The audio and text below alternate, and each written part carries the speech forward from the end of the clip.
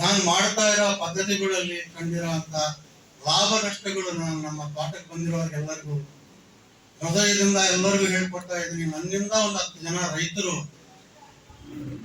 ಬದಲಾವಣೆ ಆಗಿ ಅದರಲ್ಲಿ ಉಪ್ಪು ಬಿಟ್ಟರೆ ಬೇರೆ ಏನು ನಾವು ರೈತರಾಗಿರುವಂತವ್ರು ಹೊರಗಡೆಯಿಂದ ತರಬಾರದು ಮನೆಗೆ ಅನ್ನೋದನ್ನು ಆ ಕಾನ್ಸೆಪ್ಟ್ ಅಲ್ಲೇ ನಾನು ವ್ಯವಸಾಯ ಮಾಡ್ತಾ ಇದ್ದೀನಿ.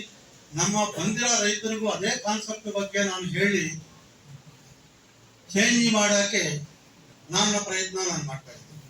ಆದ್ರೆ ನಾವು ಬೆಳೆದಿರುವಂತ ಬೆಳೆಗಳನ್ನು ನಾವು ಹೆಂಗ ಮಾರ್ಕೋಬೇಕು ಅನ್ನೋ ಉದ್ದೇಶದಿಂದ ಜೋಗಿಗೌಡರು ಈ ತರ ಸಂಸ್ಥೆ ಕಟ್ಟೋಣ ಅಂತ ಬಂದಾಗ ಫಸ್ಟ್ ಸದಸ್ಯನಾಗಿ ನಾನು ಸದಸ್ಯನಾಗ್ತೀನಿ ನಿಮ್ಮದ್ರಲ್ಲಿ ಅಂತ ನಾನು ಅವರಿಗೆ ಹೇಳಿದ್ದಕ್ಕೆ ಅವರು ತಿರುಗಿ ದಿನಾನೇ 10 ಜನ ಸೇರಿಸಿ ಅವರು ಸಂಸ್ಥೆ ಕಟ್ಟಿದ್ರು. ಅದರಲ್ಲಿ ಇವತ್ತು ವೇದಿಕೆ ಮೇಲೆ ನನ್ನ ಕುಂದಿಸಿದ್ದಾರೆ. ನಂಗೆ ಎಷ್ಟು ಸಂತೋಷ ಆಯ್ತು. ಆದ್ರೆ ನಾನು ವೇದಿಕೆ ಮೇಲೆ ಕುಂತ್ಕೊಳ್ಳೋಂತ ವ್ಯಕ್ತಿ ಅಲ್ಲ, ನಿಮ್ಮ ಜೊತೆಲೆ ಕುಂತ್ಕೊಳ್ಳೋಂತ ರೈತನ.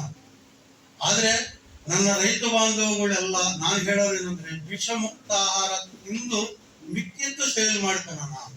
ನಾವು ವ್ಯವಸಾಯ ಮಾಡುವಾಗ ಮಿಶ್ರಮ ವ್ಯವಸಾಯ ಮಾಡೋಣ. ಅದರಲ್ಲೇ ಕೋಳಿ, ಕುರಿ, ಹಸುಗಳು, ಮೀನುಗಳು ಎಲ್ಲ ನಮ್ಮಲ್ಲೇ ನಾವು ಬೆಳ್ಕೊಂಡು ನಾವು ತಿಂದಿದ್ವಿ.